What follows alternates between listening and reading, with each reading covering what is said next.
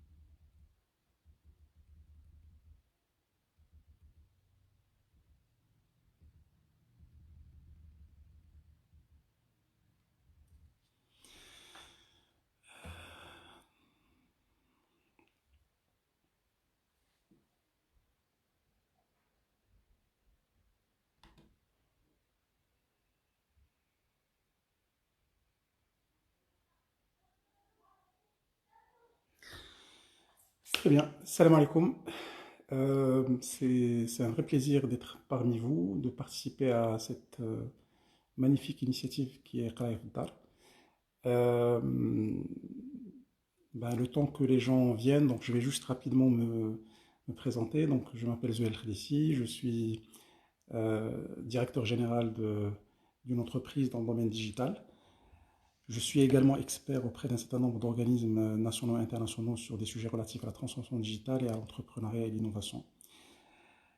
Alors, le sujet d'aujourd'hui, Inch'Allah, on va essayer d'aborder un sujet qui, à mon sens, est un sujet qui crée beaucoup de passion et sur lequel il y a beaucoup de flou.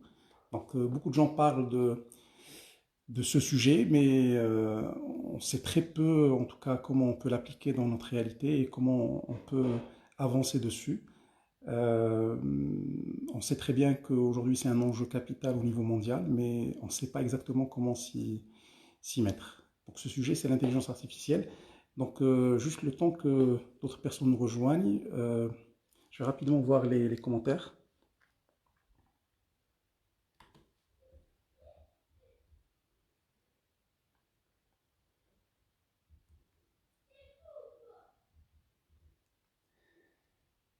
Wa alaykoum salam, c'est Mounir, ça va, je vais faire, ça va. C'est Mohamed, merci beaucoup. J'apprécie énormément ce que tu fais, je te suis tout le temps et j'espère, Inch'Allah, qu'on aura l'occasion de se revoir très prochainement. Donc, Dakar Istanai, qu'est-ce que déjà l'intelligence artificielle? Donc, il y a un grand débat autour de ça. Maintenant, la première question déjà peut-être à se poser avant de définir, c'est de dire est-ce que vraiment l'intelligence artificielle est intelligente? Je vais vous donner un exemple qui est aujourd'hui assez cité, mais qui est important pour comprendre ce sujet.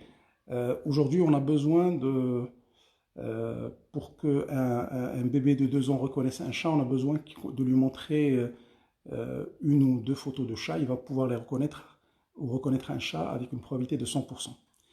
Pour qu'un algorithme d'intelligence artificielle reconnaisse un chat, il lui faut plus de 100 000 photos de chats pour pouvoir reconnaître des chats avec une probabilité de 95%. Donc voilà où on en est aujourd'hui. Donc c'est bien de parler d'intelligence, mais à mon sens, il faut aussi être pragmatique et en même temps être modeste par rapport à ce qu'aujourd'hui l'intelligence artificielle est capable de faire. Dans ce terme intelligence artificielle, il faut savoir que la machine aujourd'hui, elle a des capacités particulières qui lui permettent d'être sur un certain nombre de plans beaucoup plus avancés, mais sur d'autres un peu moins avancés. Alors les sujets sur lesquels la machine est plus performante, c'est des sujets relatifs à la capacité de computation, de calcul, à la capacité de mémorisation.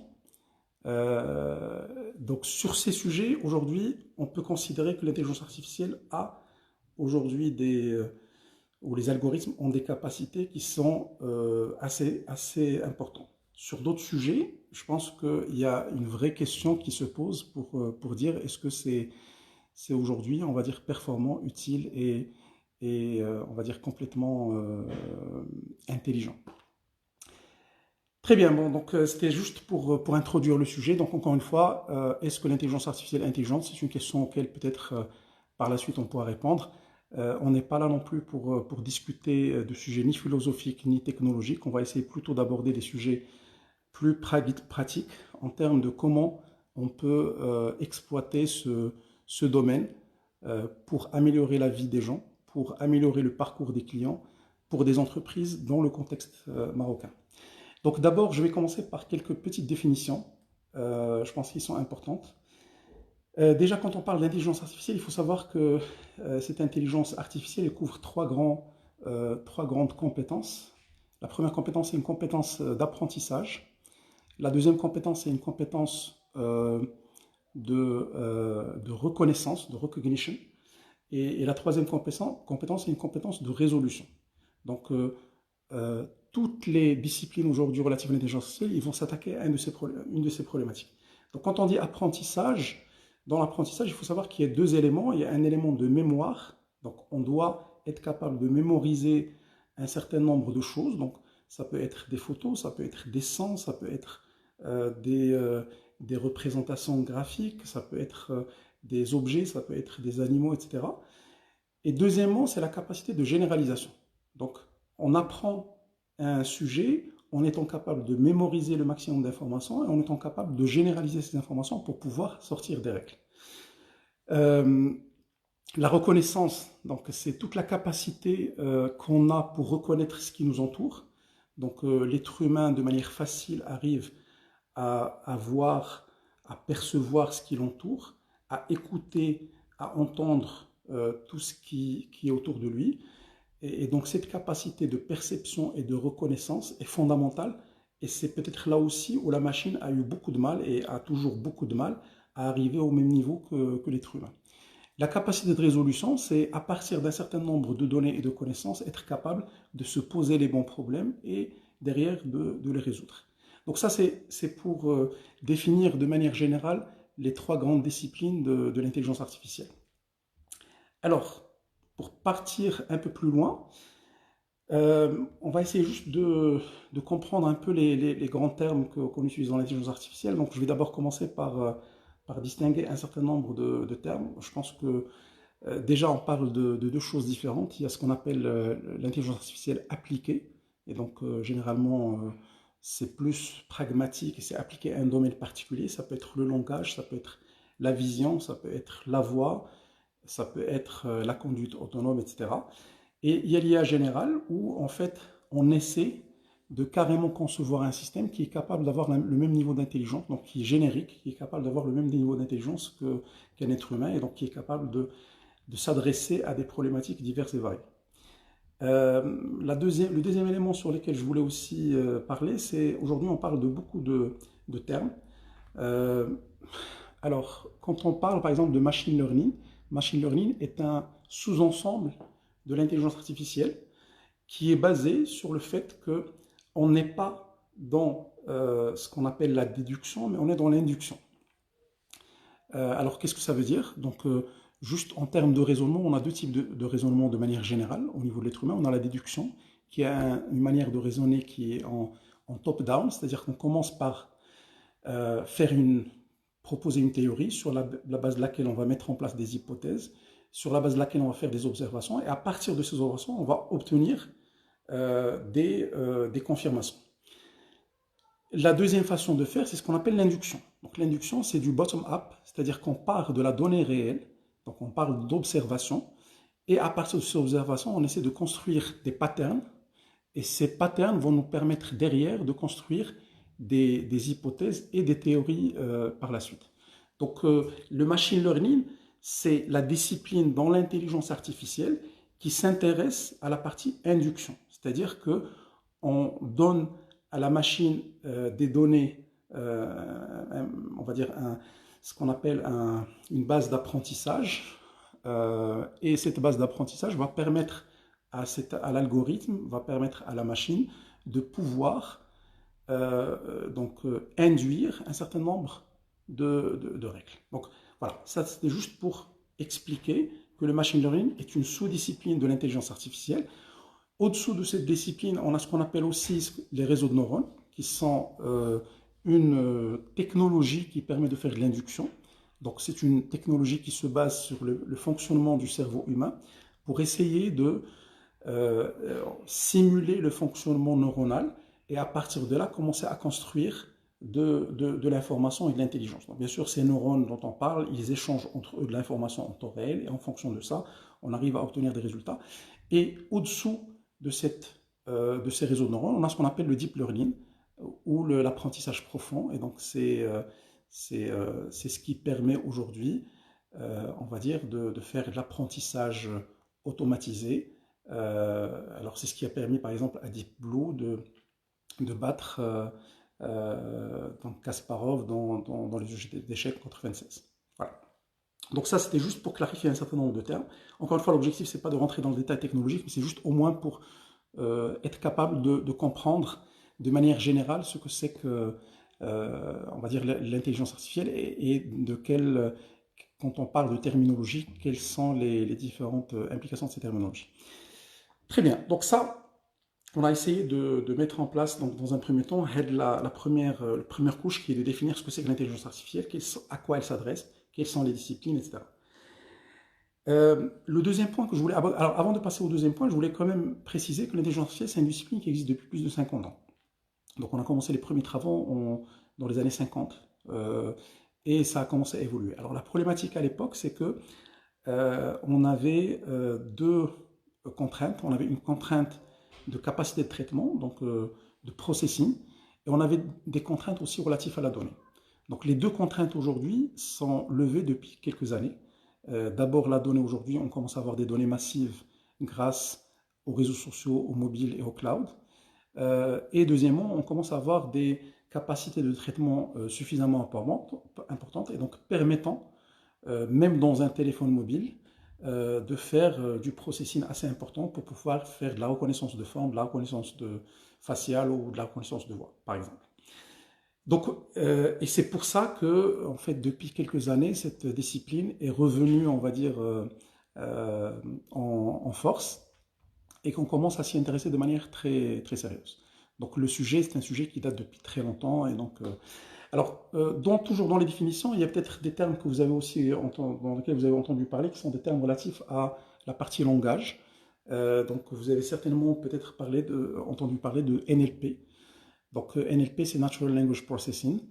Il y a aussi ce qu'on appelle le NLG et le NLU. Donc le NLG, c'est Natural Language Generation et le Natural Language Understanding. Alors en résumé, ces disciplines s'intéressent à la partie de l'intelligence artificielle qui est liée au langage.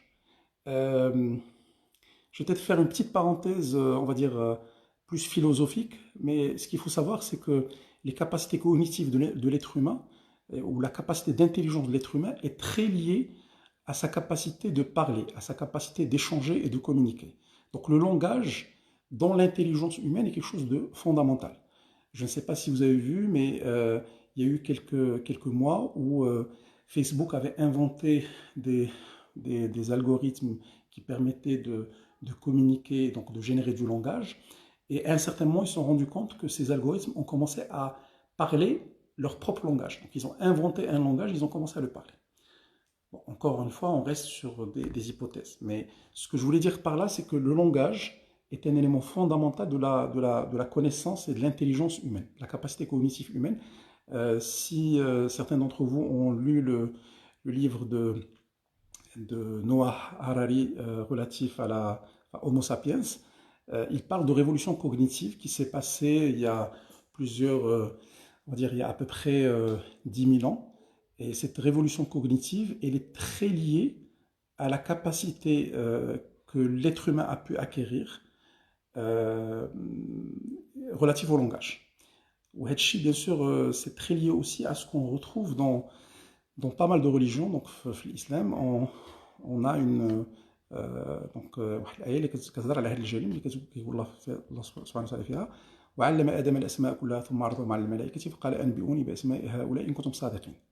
فالتعليم ديال الكلمات التعلم ديال اللغة est fondamental dans ce qu'est aujourd'hui l'être humain et dans l'intelligence qu'il a pu acquérir. Donc, c'est vraiment important. Il y a eu des travaux de Noam Chomsky dans les années 60-70 qui sont très poussés autour de ça. Et donc, il parle du fait que le langage est quelque chose qui est inné et qui est basé sur une sorte de grammaire universelle que toutes les cultures, toutes les traditions ont pu, on va dire, presque hériter ou avoir de manière complètement innée. Donc voilà ce que je voulais dire. Donc sur cette partie langage, c'est quelque chose qui est très important aujourd'hui. À partir du moment où dans l'intelligence artificielle, on arrive à mieux comprendre le langage et à mieux le générer, à mieux parler et communiquer, ça peut être un nouveau, on va dire une nouvelle étape dans ce domaine. Maintenant, est-ce que c'est faisable, est-ce que c'est pas faisable? Ça, c'est quelque chose qu'on ne peut pas prédire ou savoir. Alors, deux autres choses pour terminer cette partie, on va dire un peu plus théorique et rentrer un peu plus dans la partie pratique. Euh, il y a deux choses, donc on a parlé d'induction, il y a deux autres choses qui sont vraiment fondamentaux dans l'intelligence humaine et qui aujourd'hui de toute façon ne sont pas, on va dire, susceptibles d'être imitées par la machine. La première chose, c'est l'intuition. Et l'intuition, c'est quelque chose qui est assez particulière. Donc, une intuition, c'est la capacité sur la base de très peu de données ou très peu d'informations de prédire ou d'anticiper quelque chose. Donc, l'intuition est quelque chose qui est fondamental. Et le deuxième point, c'est tout ce qui est instinct. Donc, la machine n'a pas d'instinct. Donc, l'instinct aussi fait partie des éléments qui peuvent expliquer la particularité de l'être humain. Je vais terminer cette partie théorique en disant juste une tendance qui est aujourd'hui une tendance qui va s'observer de plus en plus. D'abord, mettons-nous d'accord sur le fait que l'intelligence artificielle est quelque chose aujourd'hui qui n'est pas juste une simple technologie. L'intelligence artificielle est aujourd'hui en phase de permettre une révolution au même niveau que ce qu'a permis la première révolution industrielle. Donc, c'est pour ça qu'on parle de transformation digitale ou de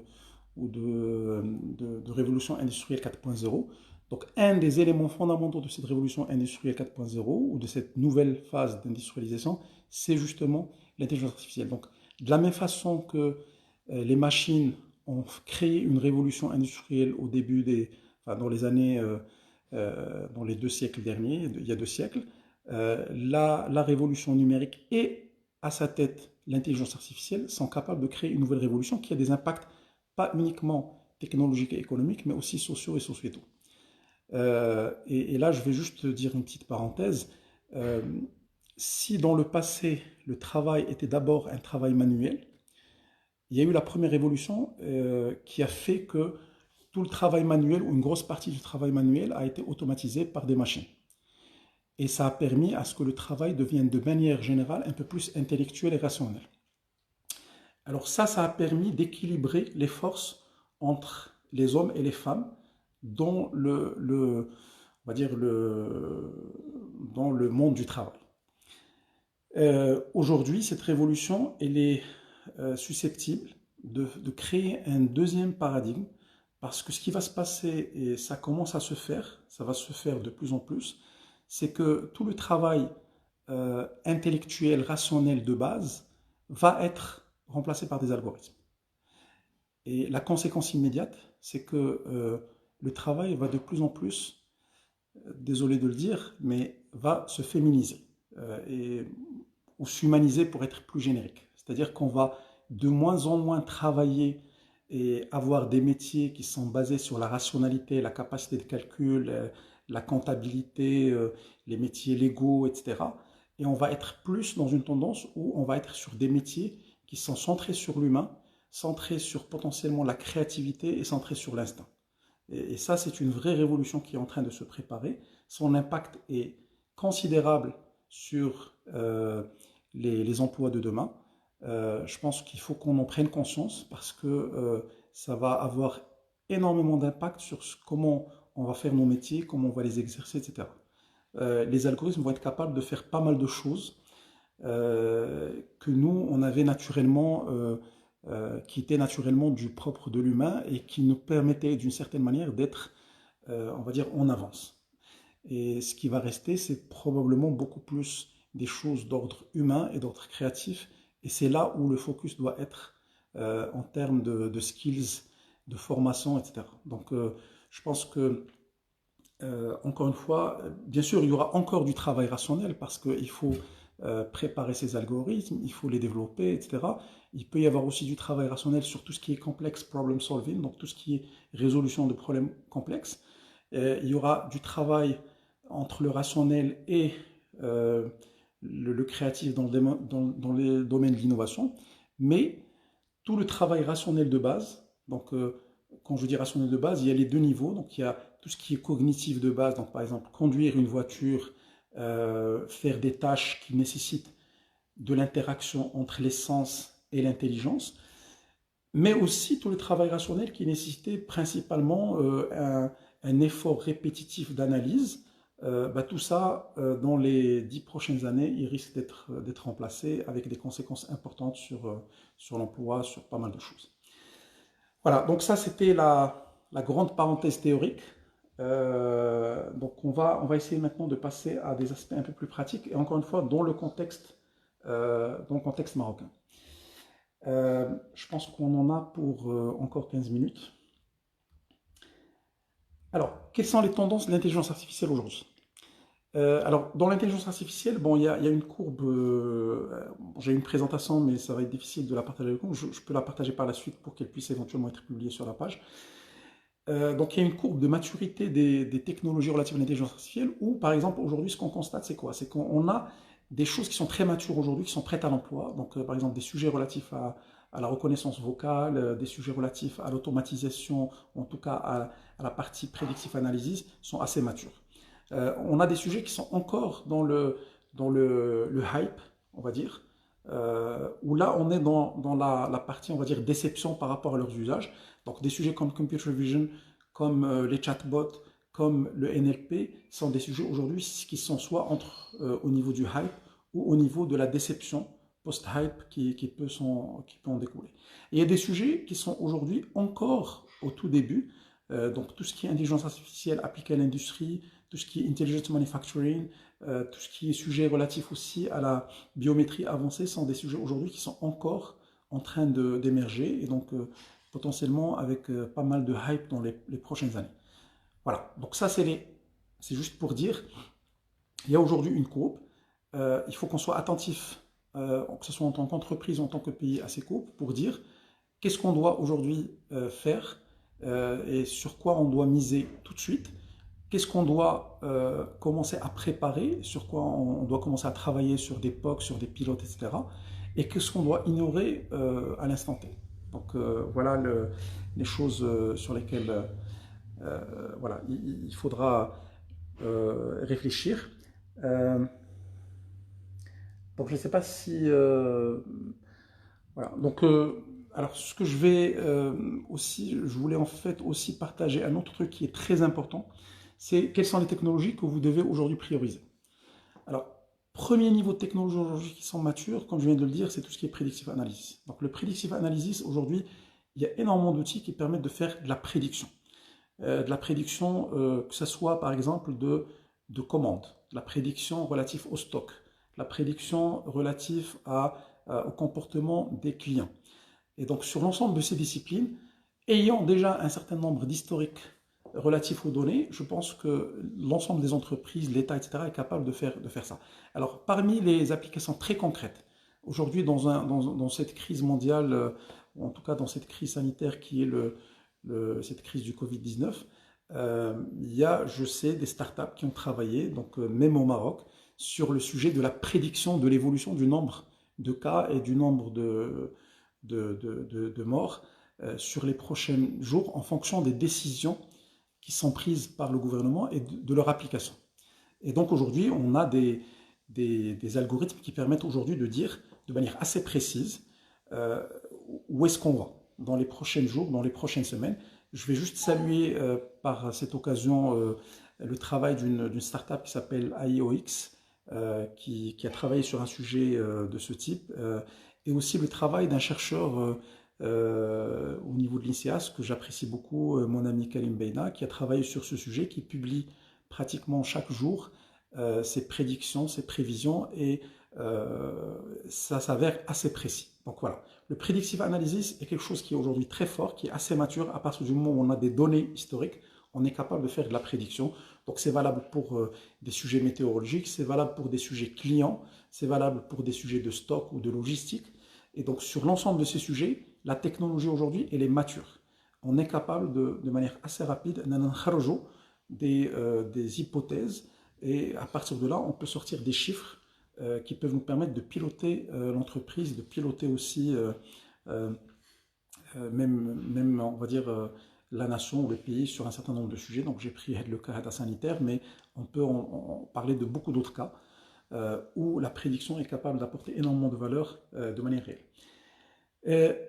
Les sujets aujourd'hui qui sont aussi très importants, c'est des sujets qui sont relatifs aux consommateurs ou aux clients. Donc pour l'ensemble des entreprises, je vais aussi faire le parallèle pour l'État et pour les citoyens. On est capable aujourd'hui, à partir d'un certain nombre de données, de faire de la personnalisation de parcours sur la base des données historiques, de faire du conversationnel aussi, donc la partie, on va dire, qui permet de gérer le client de manière automatisée, donc de faire de la gestion de relations clients de manière automatisée via des chatbots, etc.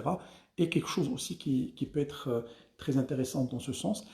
Là aussi, il peut y avoir beaucoup de cas d'application. Donc, juste pour vous donner un exemple, donc encore une fois, je reviens à cette الوباء ديال كورونا pour dire انه بحال دابا aujourd'hui il y a un certain nombre d'outils qui ont été offerts dans d'autres pays, qui ont proposé dans d'autres pays et qui ont commencé aussi à se proposer au Maroc, qui permettent via des chatbots justement de répondre aux requêtes des clients, de faire du test de symptômes, du prédiagnostic pour savoir qu'est-ce qu'on doit faire si on commence à constater des symptômes relatifs à la maladie.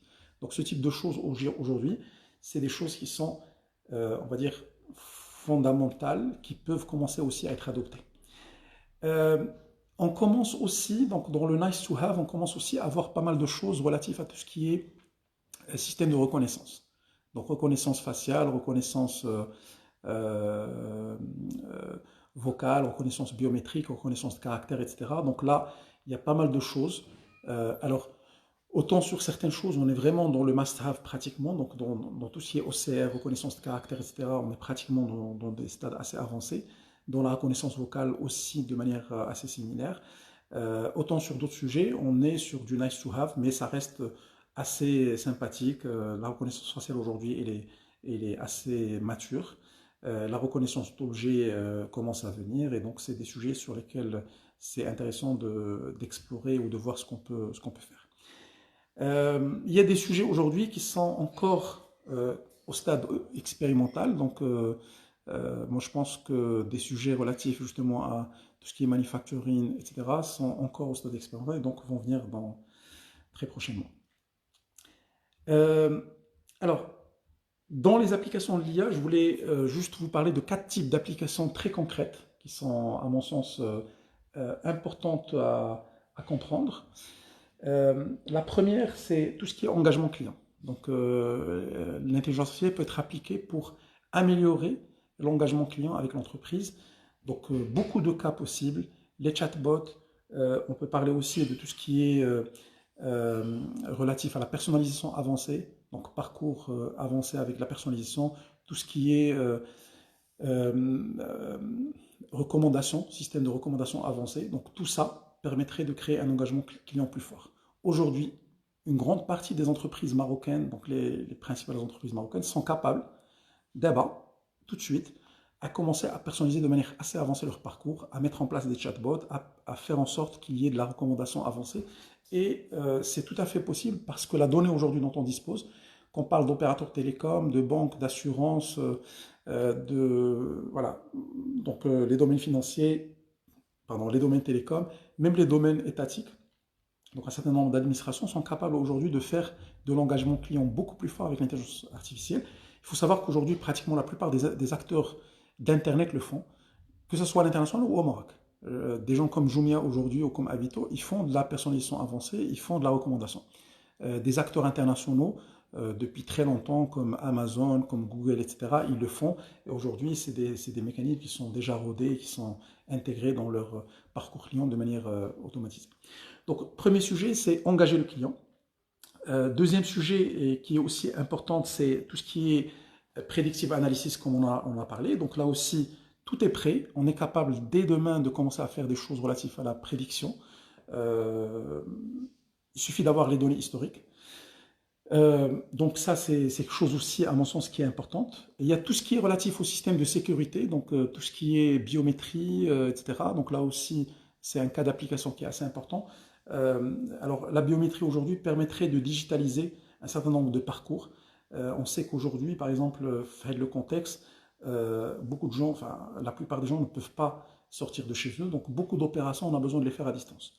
Donc le fait de pouvoir faire l'authentification avancée permet de digitaliser des parcours. On peut créer un compte facilement, on peut commencer à l'opérer facilement, etc. Et donc toute la partie sécuritaire, donc biométrique, etc.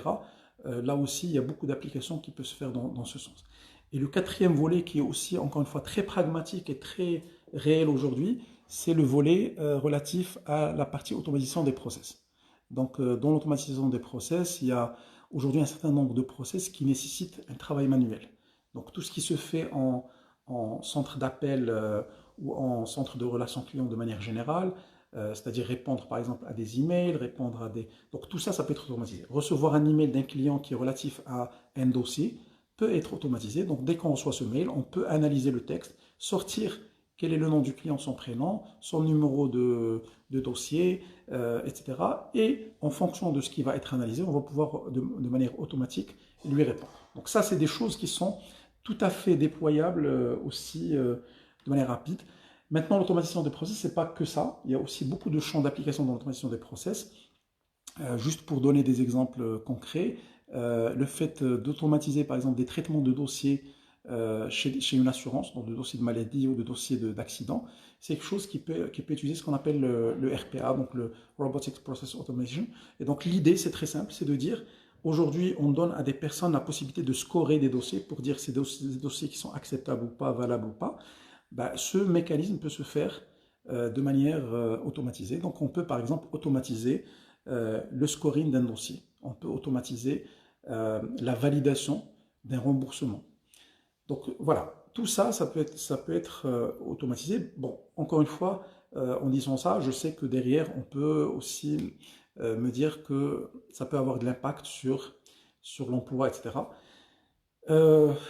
C'est clair qu'aujourd'hui, il y a un vrai sujet qui est lié à l'intelligence artificielle et la robotisation qui est connu au niveau mondial, c'est le sujet justement de l'impact sur l'emploi. C'est-à-dire, il y a des prévisions qui sont assez alarmistes en termes de destruction immédiate d'emplois. Bien sûr, la plupart des prévisions vont aussi dire qu'il va y avoir du remplacement de ces emplois, mais sauf que ça va venir dans un deuxième temps. Donc, il faut d'abord savoir que dans un premier temps, il y aura une destruction massive, donc des millions d'emplois qui vont disparaître au même titre que lors de la première et la deuxième révolution industrielle.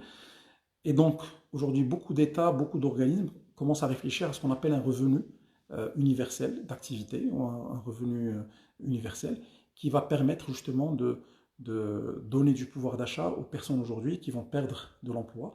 C'est un peu, on va dire, similaire à ce qui se passe aujourd'hui quand on parle justement de crise liée au coronavirus. Ben, automatiquement, il y a de la destruction qui va se faire, il y a de la casse en termes d'emploi et en termes de revenus. Et donc, on essaie de mettre en place des mécanismes à travers la CNSS, à travers le fait d'offrir du revenu pour les populations les plus précaires, pour justement pouvoir les aider. Et donc, là, c'est une réflexion qui est en cours au niveau mondial. Le Maroc n'y échappera pas. Je pense que le vrai sujet aujourd'hui, c'est pas de dire comment on protège les emplois en essayant de garder, mais c'est vraiment comment on peut euh, être précurseur dans ces domaines pour créer le maximum d'emplois relatifs à des sujets comme l'intelligence artificielle, pour pouvoir limiter l'impact, tout en essayant de mettre en place des mécanismes justement on va dire, des mécanismes qui vont permettre d'amortir le choc et l'impact sur les populations les plus défavorisées. Donc, il y a, à mon avis, trois leviers d'action publique. Premier niveau d'action, c'est d'accélérer la transformation. Et je pense qu'aujourd'hui, au Maroc, on a besoin de mettre en place en fait un plan national sur l'intelligence artificielle. Je pense que beaucoup de pays l'ont fait. Le Maroc, il avait lancé une petite initiative. Je pense qu'il doit être amené à être largement élargi. Donc ça a été une initiative avec le CNRST pour faire un fonds de 50 millions de dirhams pour financer des projets sur l'intelligence artificielle. En France, c'est 2 milliards d'euros d'investissement. Aux États-Unis, c'est 8 milliards. En Chine, c'est équivalent. Je pense que le Maroc doit se doter d'une vraie stratégie pour accélérer l'adoption de l'intelligence artificielle. Donc ça, c'est le premier sujet. Deuxième sujet, c'est la conversion, donc tout ce qui est upskilling, reskilling des ressources pour faire en sorte qu'on convertisse des gens sur des sujets de l'avenir et non pas sur des sujets du passé. Et troisième sujet, c'est l'amortisseur social, c'est mettre en place les mécanismes qu'il faut qui vont permettre justement d'amortir l'impact de cette crise qui va, à mon sens, être vraiment très critique pour la survie de notre modèle, de notre nation et de notre pays. Il faut absolument qu'on y réfléchisse parce que ce n'est pas juste un sujet, non, c'est un sujet qui va très rapidement, de la même façon qu'on a ignoré de manière complète il y a quelques mois, quelques semaines, le potentiel impact de, ce virus. Je pense qu'il ne faut pas qu'on ignore le potentiel impact de l'intelligence artificielle qui va venir très rapidement, plus rapidement qu'on le pense. Plus rapidement qu'on le pense, il faut qu'on s'y prépare. Et voilà, donc 3 sujets, un plan national, du reskilling, upskilling pour faire en sorte que les ressources aujourd'hui qui sortent des universités ou même d'autres ressources puissent être converties pour faire de l'intelligence artificielle, ou si ce n'est pas de faire de l'intelligence artificielle, au moins d'aider les algorithmes, parce que les algorithmes ont besoin d'énormément de données étiquetées, annotées, et donc on a besoin de main-d'œuvre qui vont faire ce travail. Et on a besoin de l'autre côté de toute la partie parachute amortisseur social qui va permettre justement de prendre en compte tous les cas. Donc voilà, ça c'était juste pour. Alors maintenant, toujours pour continuer sur la partie entreprise. Donc encore une fois, j'ai décrit les 4 domaines d'application et encore une fois, c'est des choses aujourd'hui qui sont applicables immédiatement au Maroc. Ce n'est pas des sujets de recherche sur lesquels on va faire des prototypes. Sur ces 4 sujets prioritaires, il y a des potentiels d'application immédiats, instantanés. Les données existent. La capacité technologique aujourd'hui existe au Maroc. Les algorithmes existent. Ce qu'il faut, c'est des décisions courageuses, fortes, comme ce qu'on a vu justement lors de ces événements, pour justement faire en sorte qu'on y aille et qu'on y aille sérieusement, de manière forte et de manière rapide. Donc, toujours pour rester sur la partie cas d'utilisation dans les entreprises marocaines, bon, il y a un petit schéma qui est important pour savoir qu'est-ce qui aujourd'hui se fait au niveau mondial, selon les secteurs. Donc, là aussi, je vais partager ça dans le cadre de la présentation. Ce qu'il faut savoir, c'est que il y a des secteurs qui sont plus concernés par d'autres sur certains domaines. Si on prend par exemple les télécoms aujourd'hui, les télécoms sont assez avancés sur tout ce qui est predictive analysis. Sur la partie engagement client, tout ce qui est relation client, automatisation de la relation client, il y a pas mal de gens qui ont commencé déjà à travailler sur ça, donc aussi bien des opérateurs télécoms, des banques, etc. Sur des sujets de RPA, je pense qu'on est encore loin. Donc encore une fois, RPA, c'est Robotic Process Automation, donc c'est tout ce qui est automatisation de process interne. Je pense qu'il y a des secteurs qui sont très prioritaires à cibler, des secteurs comme la retraite, des secteurs comme la banque, comme l'assurance, qui gèrent énormément de dossiers. Donc par exemple la CNSS comme client, les caisses de retraite, la CMR, les CMR, etc., les grandes banques et les grandes assurances, aujourd'hui, traitent énormément de dossiers en format papier. Et le fait d'abord digitaliser, et je pense qu'ils ont déjà commencé à le faire, et puis d'automatiser le traitement de ces dossiers, je pense que c'est fondamental. Et l'idée, c'est bien sûr de convertir les jobs qui sont en train de faire ce traitement pour faire des choses beaucoup plus avancées et pour améliorer toute la partie risque associée à ce type de traitement automatisé. Donc voilà, ça c'était juste, encore une fois, par secteur, il y a des choses qui sont beaucoup plus prioritaires que d'autres. Sur des secteurs plus industriels, la partie RPA est peut-être beaucoup plus importante que la partie relation client. La partie analyse prédictive est très importante dans le domaine logistique, etc. Donc voilà. Alors les cas d'usage, encore une fois, je vais prendre des cas d'usage assez, on va dire, très terre à terre et dans le contexte marocain. Je vais prendre le cas d'usage marketing. Donc, le cas d'usage marketing, bon, il y a énormément de choses à faire. Bon, il y a tout ce qui est optimisation des campagnes publicitaires. Donc, il y a énormément de travail à faire pour optimiser les coûts publicitaires aujourd'hui d'un certain nombre d'acteurs.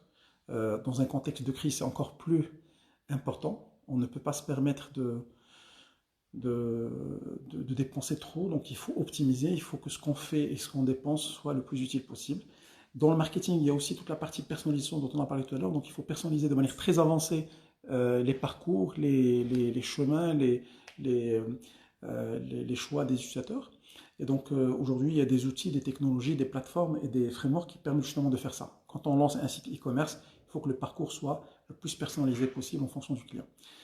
La partie recommandation, moteur de recommandation est aussi fondamentale. Euh, voilà, donc ça c'est des exemples, bon, la segmentation, etc. Donc tout ça c'est des exemples dans le domaine marketing. Maintenant, ça c'est du must-have. Après, on peut aussi avoir des nice-to-have, comme le fait d'utiliser des chatbots, etc. La mise en place d'un système de recommandation peut aussi être considéré comme étant un nice-to-have. Le fait d'avoir une génération automatique de contenu, on a commencé à parler par exemple d'articles qui sont générés automatiquement, donc on peut prendre dans un certain nombre de domaines, euh, générer des articles relatifs à la comptabilité ou relatifs au digital ou relatifs à la banque, et ces articles améliorent bien sûr la visibilité, le SEO, donc l'optimisation pour les moteurs de recherche pour la marque. Il y a des sujets qui sont relatifs à tout ce qui est fonction interne. Donc là, on parle de tout ce qui est par exemple relatif à la partie RH, le recrutement, comment on peut automatiser des processus de recrutement. On peut réfléchir justement à tout ce qui est RPA, automatisation de processus internes. Qu'est-ce qui peut être automatisé, qu'est-ce qui peut nous permettre de faire des processus de manière beaucoup plus optimale. Il y a des cas d'application aussi relatifs à tout ce qui est gestion de risque. Et là, on est vraiment sur des sujets avec des conséquences financières qui sont assez importantes. Donc, la détection de fraude, par exemple, il y a des sujets qui sont importants sur ça au niveau d'un certain nombre d'organismes financiers, au niveau de la douane, au niveau de l'office d'échange, etc. Bon, il y a un sujet comment détecter des patterns de fraude, des patterns de comportement. Ça peut être aussi appliqué dans les télécoms. Donc la détection fraude est importante. La prédiction de comportement ou d'évolution financière est aussi importante. Bien sûr, ça peut aussi s'appliquer dans le domaine financier pur et dur. Donc l'intelligence artificielle, aujourd'hui, est largement utilisée dans les algorithmes financiers. Donc dans les décisions d'achat, de vente, etc., d'actions, bah, il y a aujourd'hui énormément d'algorithmes basés sur l'intelligence artificielle qui utilisent la donnée historique, qui vont prédire le comportement d'une action et en fonction de ça, ils vont faire des décisions. Il y a des cas d'usage aussi dans la partie supply chain, euh, donc gestion de la supply chain, etc. Euh, voilà, donc c'était globalement les cas d'usage, on va dire les plus fréquents, qui sont aujourd'hui, on va dire, mis en place par un certain nombre d'organismes. Je pense que j'ai déjà dépassé le temps qui était prévu. Euh, je, je voulais peut-être juste terminer en disant que c'est un vrai honneur et un plaisir de partager avec vous ces moments. Je sais que j'ai pas eu le temps de répondre aux questions. Je vais essayer de le faire par la suite directement sur les commentaires. Euh, Ce que je voulais dire pour terminer, c'est aujourd'hui on a une crise au Maroc, mais on a aussi une chance. Et la chance serait que justement dans un contexte au niveau mondial qui est très risqué, dans un contexte où l'intelligence artificielle domine, je pense qu'on a intérêt à être au Maroc extrêmement plus intelligent et beaucoup moins artificiel si on veut aller de l'avant. Donc voilà, tabarakallah alaikum, merci beaucoup et Inch'Allah à très très bientôt.